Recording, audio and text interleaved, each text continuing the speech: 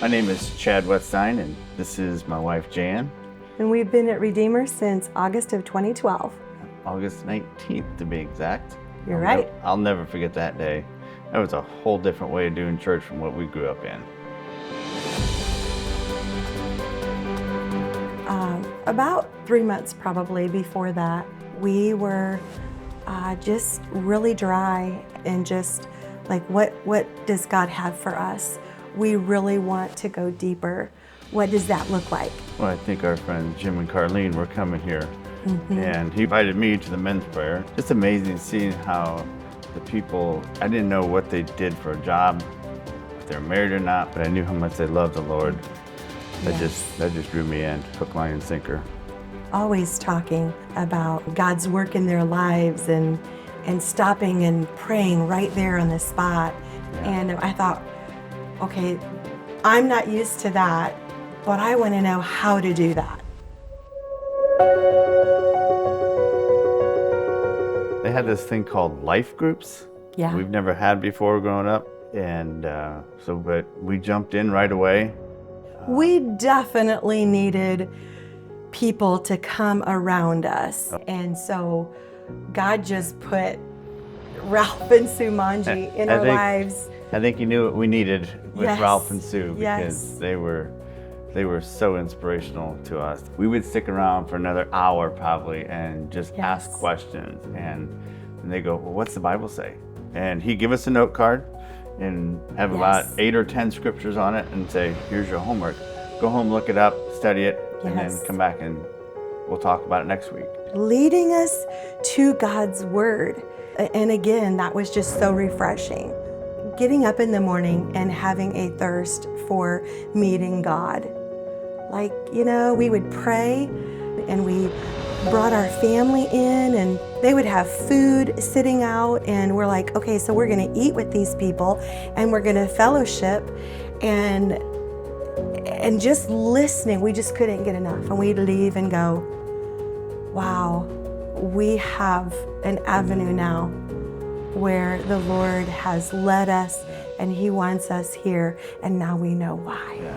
I remember Ralph saying, we were talking about tithing one time, and coming here really convicted us that, what we need to give. We really did not have good discipline in giving and tithing. And we came to this church, and just what we saw happening. God is here. God is in this church. He is doing great things.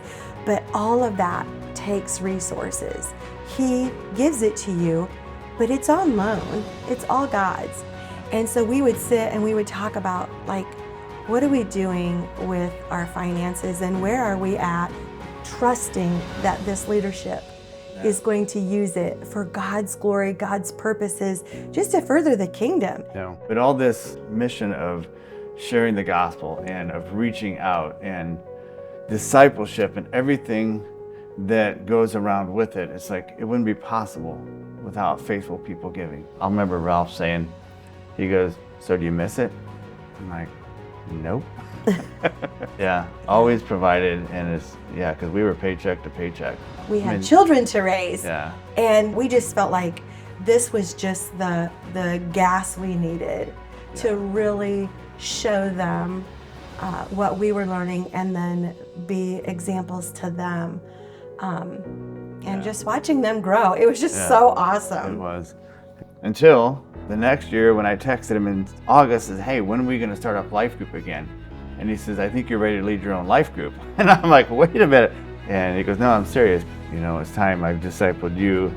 Now you disciple others. It's fulfilling, watching people grow. Now being in the 20s, leading in there, that's our niche, I think. I just remember thinking, what do I have to offer? And so I just remember asking a very dear sister here, and she was like, well, let's just go through this. Did you go to high school, graduate? Did you make decisions? And I just kind of smiled at her, and I'm like, yes. And she said, this is the stage where they're at. And then to bring a biblical point of view and attach that to all these questions, yes, you would be a great resource for that.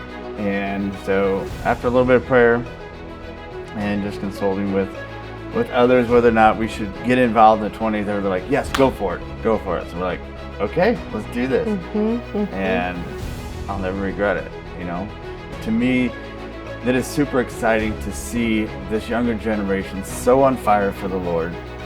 It just, sometimes it just brings tears in my eyes. I think that these 20-year-olds, when we're dead and gone, they're going to be in our spot teaching younger and so on, and just keeping that ball rolling. And what was super duper cool was watching our children get to experience what we experienced, and now we're pouring in to these 20s, and they are pouring into the 20s, and it's truly a cycle.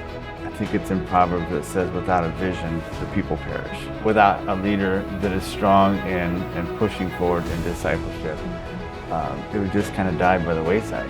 Looking back and seeing what God has already done, looking ahead is even more exciting, because there's great things that are going to happen, and we get to be part of it, and our children. That's what's so exciting. That it's like, that is totally exciting. buckle up. I mean, put your seatbelt on, because it's going to be great. Bring it.